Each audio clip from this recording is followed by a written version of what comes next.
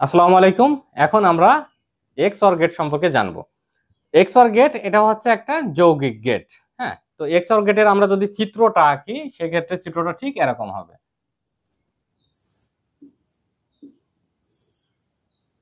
ঠিক or gate R or গেটের একটু আগে, অর গেটের যে সিম্বল তার আগে এখানে দেখো একটা ফাঁকা দিয়েছি। এখানে ইনপুট এ আর বি হলে আমরা আউটপুট পাবো এ এক্স অর বি। এখানে প্লাস চিহ্নকে চতুর্দিকে একটা সার্কেল দিয়ে আবৃত করা, এটাই হচ্ছে এক্স অর গেটের সিম্বল। এই এক্স অর গেট বলতে আসলে কি বোঝায় বা এক্স অর গেটটা কিভাবে কাজ করে এটা বুঝতে গেলে চলো আমরা সত্যক সারণীতে সরাসরি চলে যাই। সত্যক সারণী থেকে এক্স অর গেট বোঝাটা আমাদের জন্য খুবই সহজ হয়ে যাবে। এখন সত্যক সারণীটা ঘরগুলো আমাদের আঁকা শেষ। তো এখন সত্যক সারণীর ইনপুট গুলো নির্ভর করবে একটা ছোট সূত্রের উপরে। আমরা অলরেডি জানি সেটা হচ্ছে two to the power n. এখানে এন কি? এন হচ্ছে আমাদের ইনপুটের সংখ্যা। ইনপুটের সংখ্যা কয়টা? দুইটা। তো এটা সমাধান করলে কত হয়? 4।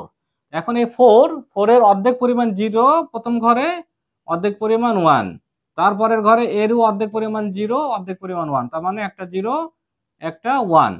এখন আউটপুট কি হবে এটা বোঝার আগে আমি চলো তোমাদের একটা ছোট গল্প শোনাই। এই গল্পটা হচ্ছে, মনে করো তোমার একটা বাড়ি আছে, সেই বাড়িতে তুমি একটা ফ্লোর ভাড়া দিবা। তুমি কি ভাড়া দিবা? তুমি ফ্যামিলি বাসা ভাড়া দিবা। তুমি কখনোই ব্যাচেলর ভাড়া দিবা না। যখন দুইটা ছেলে বা দুইটা মেয়ে আসবে তখন তারা কিন্তু ব্যাচেলর। তো এক্ষেত্রে তুমি কিন্তু তাদেরকে ভাড়া দিবা না। ভাড়া না দিলে ফলাফল কিন্তু শূন্য। আর যখন তুমি ভাড়া দিবা তখন ফলাফল 1 হবে। ওকে, তো চলো আমরা এই সাপেক্ষে একটা জিনিস দেখার চেষ্টা করি। তো আমরা ধরে নিচ্ছি যে 0, 0 মানে কি? ফিমেল। ওকে, ফিমেল। আর 1, 1 মানে কি? মেল। ঠিক আছে, 0 মানে ফিমেল, 1 মানে মেল। এখন এই সিচুয়েশনে আমরা আসি 1 নম্বরে। 1 নম্বরে কি আছে? 0। তার মানে কি আছে? 0 মানে কি? ফিমেল, তার মানে দুইটাই 0। দেখো দুইটাই 0, এ আর বি দুইটাই 0। তার মানে কি? দুইটা মেয়ে বাসা ভাড়া নিতে গিয়েছে। এক্ষেত্রে তারা কিন্তু ফ্যামিলি না। দুইটা মেয়েতে তো ফ্যামিলি হয় না। এক্ষেত্রে তুমি কি বাসা ভাড়াটা দিবা? দিবা না। সেক্ষেত্রে ফলাফল কি হবে? 0।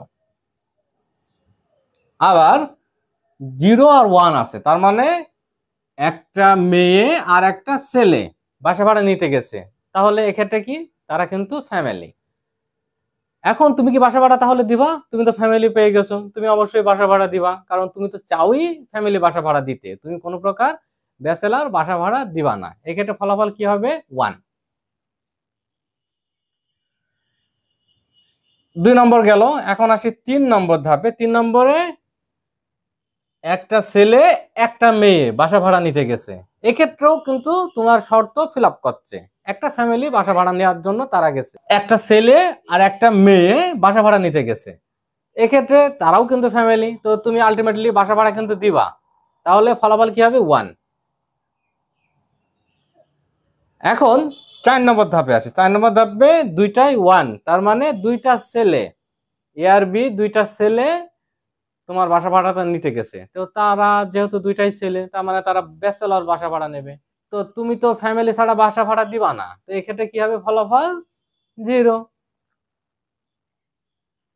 ওকে, তাহলে আশা করি তোমরা এই এক্স অর গেটটা খুব সুন্দর ভালো মতো বুঝতে পেরেছো। তোমরা যদি শুধু এই যে টুলেট, হ্যাঁ টুলেট বাড়ি ভাড়া যে দেওয়ার যে ব্যাপারটা, যে একটা ছেলে আর একটা মেয়ে যখন বাসা ভাড়া নিতে আসবে তখন আমি বাসা ভাড়া দেবো, তখনই শুধুমাত্র ফলাফল 1 হবে। এই একটা গল্প যদি তুমি মনে রাখতে পারো তাহলেই তুমি এক্স অর গেটটা ঠিক ভালো মতো বুঝতে পারবা, এটা তোমার ভুল হবে না। এই উদাহরণটা তোমার কিন্তু কাজে লাগবে এই সত্যক সারণী থেকে ফলাফল বের করার জন্য। আশা করি তোমরা এক্স অর গেটটা খুব সুন্দর মতো বুঝতে পেরেছো। ধন্যবাদ সকলকে।